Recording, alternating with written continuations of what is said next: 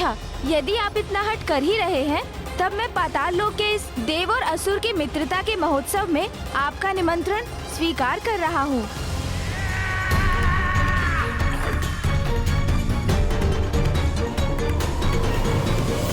उचित, फिर तो हम भी कुछ और समय बिता सकते हैं यहाँ। स्पष्ट है, मेरे मायावी सौंदर्य के सम्मोहन में हो तुम इंद्रदेव। जैसे मेरे बाहर और भीतर में भेद नहीं कर पा रहे हो तुम, वैसे ही असुर महानायक से भी कुछ और समय के लिए भ्रमित रहो तुम।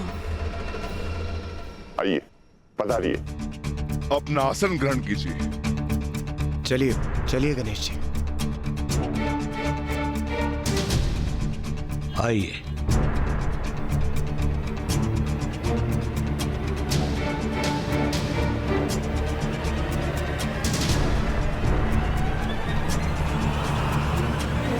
अब पुनः इस आनंदोत्सव में कैसे डूबे हम? अरे, आप ऐसे स्तंभित क्यों खड़े हैं देवगण? कदाचित हमारे आने से आपके आनंद में व्यवधान आ गया। नहीं नहीं नहीं, ये उचित नहीं। हमारी चिंता ना करें और आनंद का भरपूर रस लें आप सभी। गणेश जी और कुमार कार्तिकेय के यहाँ आने के पूर्व तो ये सुंदरियां हमें नृत्य से आनंदित कर रही थी। ये तो बहुत नीरस उत्सव है। मैं उचित कह रहा हूँ ना भैया? कैलाश के उत्सव में तो बहुत धूमधाम होती है, नृत्य और गान होता है वहाँ, किंतु यहाँ तो एक विचित्र सी शांति है। हाँ गणेश, मैं सहमत हूँ तुमसे। तनिक बताइए देवराज, क्या हमारे आगमन के पूर्व भी यहाँ ऐसा ही वातावरण था या कुछ और ही हो रहा था? मित्रता का ढोंग करके तुम्हें देवताओं को यहाँ आमंत्रित करना है और फिर किसी प्रकार उनके साथ चौसर की क्रीड़ा आरंभ करनी है। इसके बाद उनसे उनका सर्वस्व छीन लेना है। यही उचित समय है जब हम अपनी योजना को कार्य रूप दे सकते हैं। गणेश जी, वो हम सब बस यहाँ पर, हम सभी यहाँ क्रीड़ा का आनंद ले रहे थे।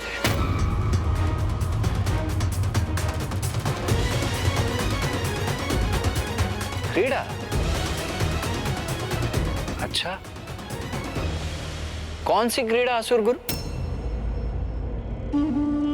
चौसर की क्रीड़ा।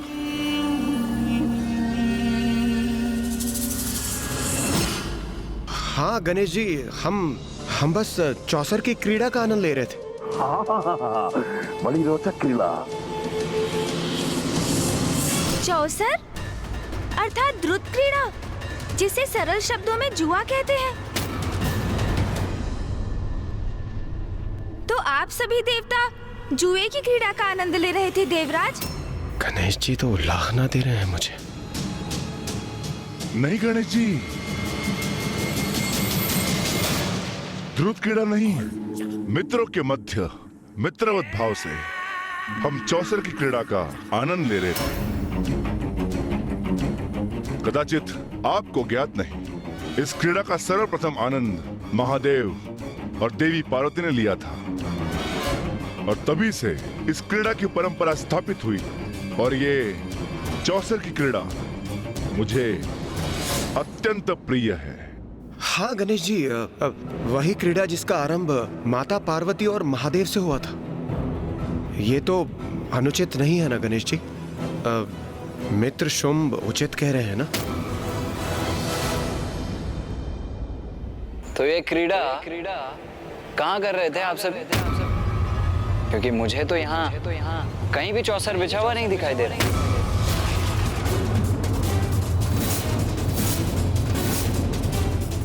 सत्य, एक असत्य को ढकने के लिए अनेकों असत्य बोलने पड़ते और सत्य असत्य को परे कर फिर भी उजागर हो ही जाता है।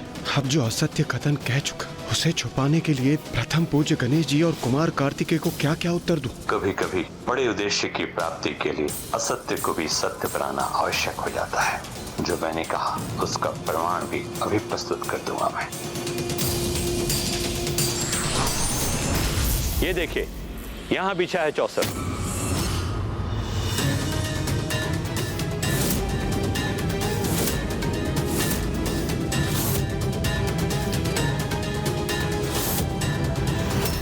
हम यहीं क्रीड़ा कर रहे थे। एक कल्प विराम लिया था, इसलिए क्रीड़ा प्रक्रिया रोक दी थी, किंतु अब पुनः आरंभ करेंगे। ये तो चमत्कार ही कर दिया असुर गुरु ने।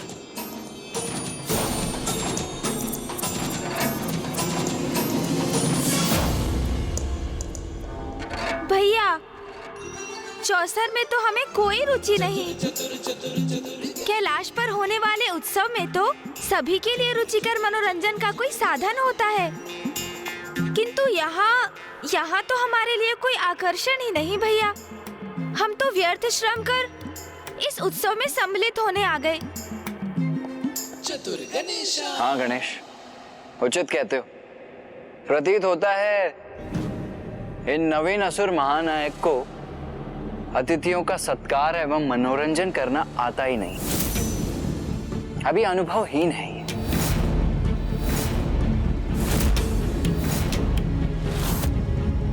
उत्सव कैसे आयोजित किया जाता है, कदाचित ये इन्हें सीखने की आवश्यकता है।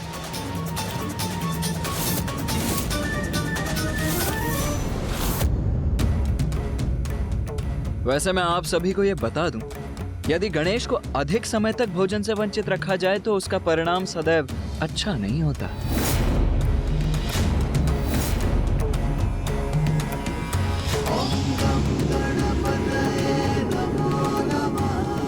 भोजन समाप्त हो गया तो और जो भी है सभी खा जाऊंगा मैं।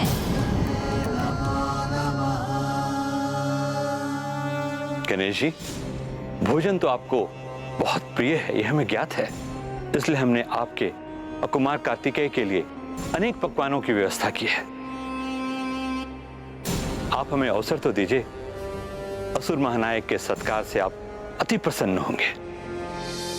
उचित है असुर गुरु, तो मैं और भैया भोजन ही कर लेते हैं।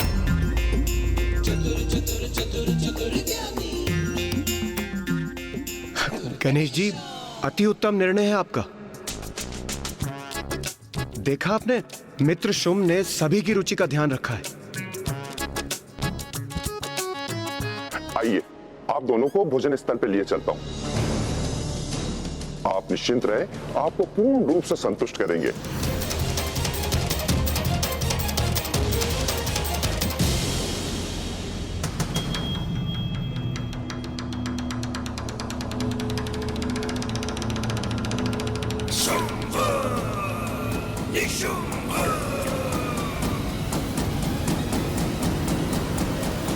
ये दोनों इंद्रादि देवताओं से दूर भोजन में व्यस्त रहे, यही हमारी योजना की सफलता के लिए उचित होगा।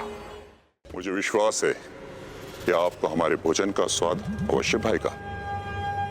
सेविका, हमारे विशेष अतिथियों का विशेष ध्यान रखना, उनके भोजन का भी और उनकी मात्रा का भी।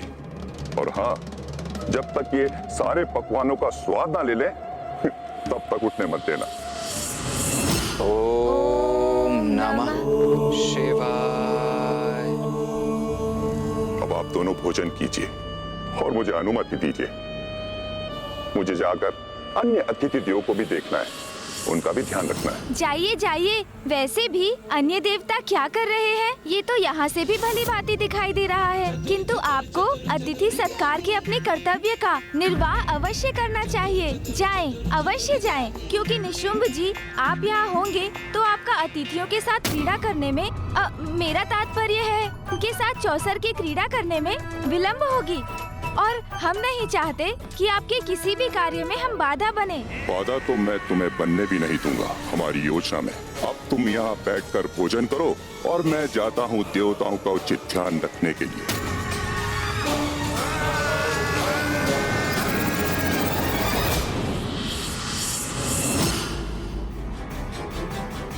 गणेश, ये सब क्या हो रहा है यहाँ?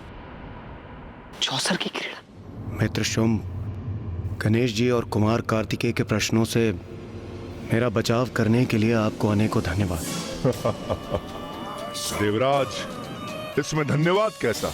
ये तो मित्रों का कर्तव्य है। किंतु अब गणेश जी और कुमार कार्तिकेय को ये कह दिया है कि चौसर की क्रीड़ा कर रहे थे, तो अब इस कथन को सत्य प्रमाणित करना चाहिए।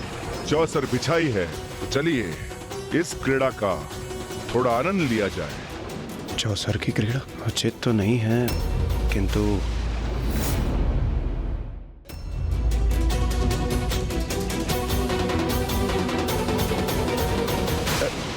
संकोच मत कीजिए देवराजेंद्र। देखिए, गणेश जी और कुमार कार्तिकेय भोजन स्थल पर बैठकर भोजन कर रहे हैं, किंतु उनकी दृष्टि यही है। यदि हम चौसर की क्रीड़ा का आनंद लेते हुए नहीं दिखाई दिए तो संदेह है कि हम असत्य कह रहे हैं, और यही बात उनके विश्वास में परिवर्तित हो जाएगी।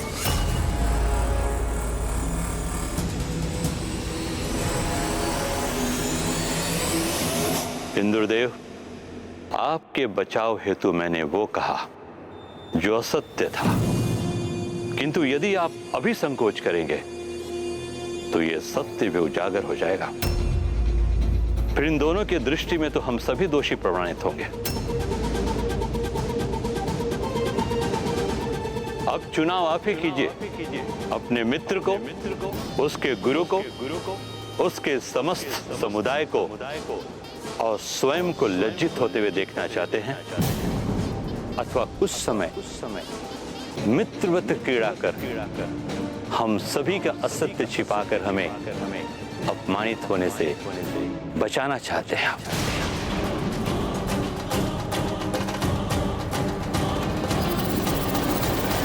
अवश्य अपने मित्र के लिए और मित्रता के सम्मान के लिए ये अति आवश्यक है।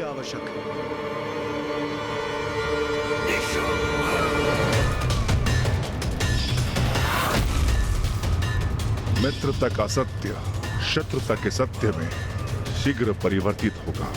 मूर्ख इंद्र, तुमसे अपने भ्राता नमूची के वध का प्रतिशोध अब हम शीघ्र लेंगे। चलिए मित्र, क्रीड़ा का आरंभ करते हैं, किंतु उससे पूर्व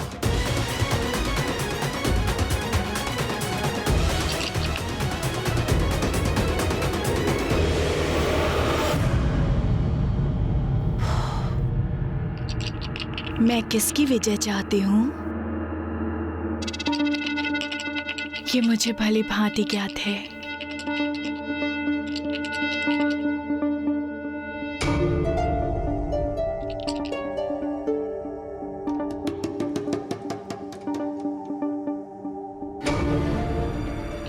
चलिए देवराज, इस चौसर की क्रीड़ा को आरंभ कर हम अपनी मित्रता को और बढ़ाते हैं।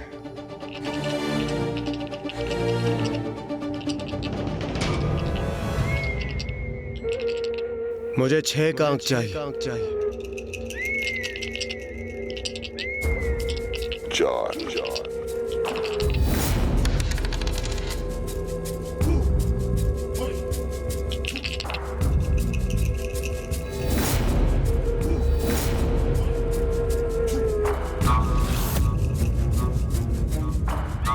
तो इस प्रथम दाव में विजय शुंभ की हुई।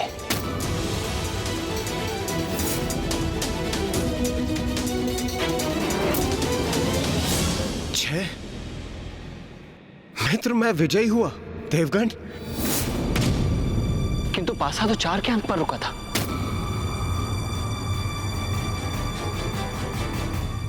भैया, जो असुर गुरु मृत संजीवनी विद्या से मृत असुरों को पुनर्जीवित कर सकते हैं, वो क्या मायावी पासों से अपने नवीन शिष्यों को चौसर की क्रीड़ा को नियंत्रित करना नहीं सिखा सकते? किंतु गणेश, यदि ये पासे मायावी है तो विजय तो असुरों की होनी चाहिए ना। इसमें देवता विजय क्यों हो रहे हैं? पूरियां और है क्या? यहाँ इन दुष्टों की इतनी बड़ी कपट क्रीड़ा अपने चरम पर पहुंचने वाली है और गणेश का ध्यान अभी भी भोजन पर ही केंद्रित है। मित्र देवराज, आप तो विजयी हुए। जब मेरी विजय के लिए कोई सौंदर्य की प्रतिमूर्ति इतनी सुंदर कामना करे तो पराजय कैसे मेरे निकट आ सकती है?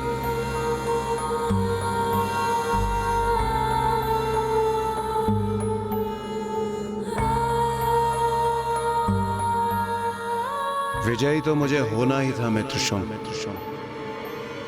भाग्य की देवी का समर्थन जो मुझे प्राप्त है।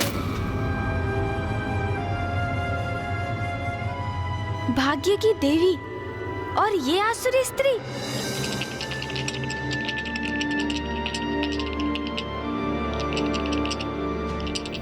मुझे पुनः 6 का अंक चाहिए।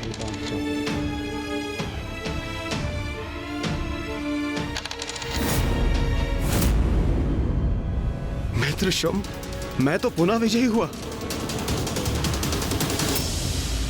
अरे वाह, बड़ा ही प्रबल भाग्य है आपका, इसीलिए तो आप निरंतर विजयी हो रहे हैं। परंतु इस बार क्रम अवश्य उल्टेगा। आप पराजित होंगे और मैं विजयी। आपको इतना विश्वास है अपने भाग्य पर असुर महानायक शुंभ?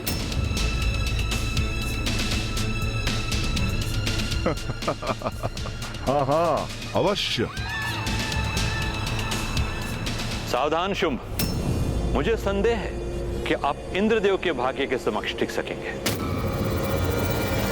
उचित कह रहे हैं असुर गुरु, आज तो मेरी पराजय असंभव है। अच्छा, तो अभी इसका परीक्षण कर लेते हैं। यदि मैं पराजित हुआ तो पाताल का समस्त स्वर्ण मैं देवराज इंद्र को प्रदान करूंगा।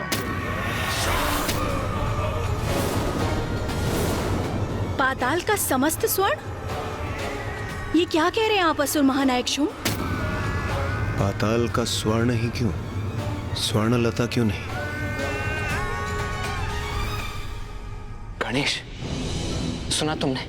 अब ये मात्र एक मित्रवत क्रीड़ा नहीं रही, अब तो ये किसी और दिशा में ही जा रही है। भैया, आपने इस पकवान का स्वाद लिया?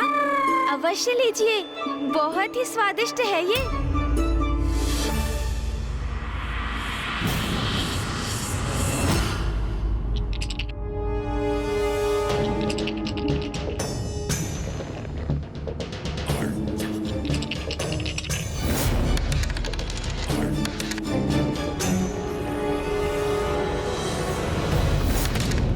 मित्र शुंभ, मैं तो पुनः विजयी हुआ मैं।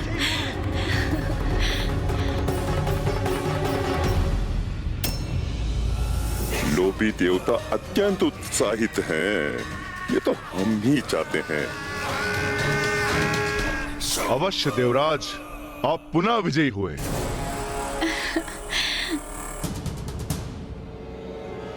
मेरे कथन अनुसार पाताल का समस्त स्वर्ण आपका हुआ।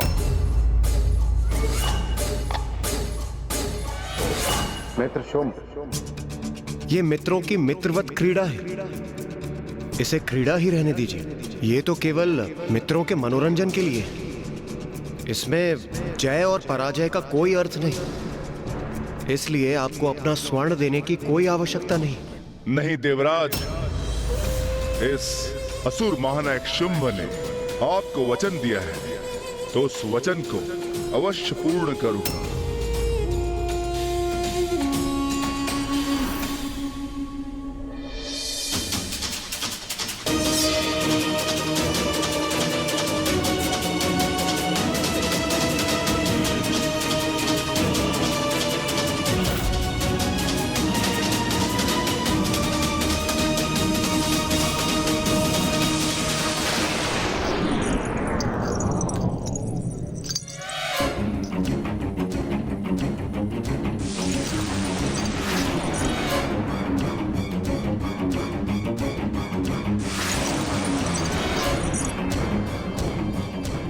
इतने स्वर्ण का स्वामी बन गया हूं मैं।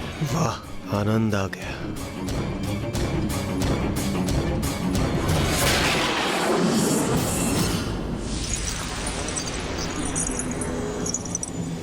देवराज, बधाई हो, आप हमारा संपूर्ण स्वर्ण जीत गए।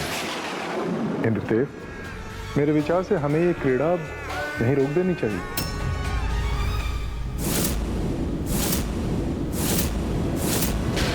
वैसे भी ये क्रीड़ा हमने मित्रता के भाव से आरंभ की थी। अभी तो ये क्रीड़ा आरंभ भी नहीं हुई है और ये इसकी समाप्ति की बात कर रहे हैं। क्रीड़ा के इस पड़ाव में यदि ये मध्य में ही छोड़ के चले गए तो सब व्यर्थ हो जाएगा। इसलिए इन्हें रोकना अत्यंत आवश्यक है। आपका कथन उचित है सूर्यदेव, क्रीड़ा को यहीं समाप्त कर देना उचित होगा।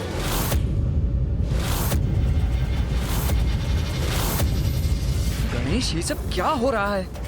मुझे तो कुछ समझ में ही नहीं आ रहा। भैया, ये क्रीड़ा तो अब आरंभ हो रही है। थोड़ी प्रतीक्षा कीजिए और देखिए कि आगे क्या होता है। खेल को खेल की भावना से ही खेलना चाहिए। खेल के मध्य यदि छल व कपट का प्रयोग किया गया तो उसका भयंकर परिणाम भुगतना पड़ सकता है।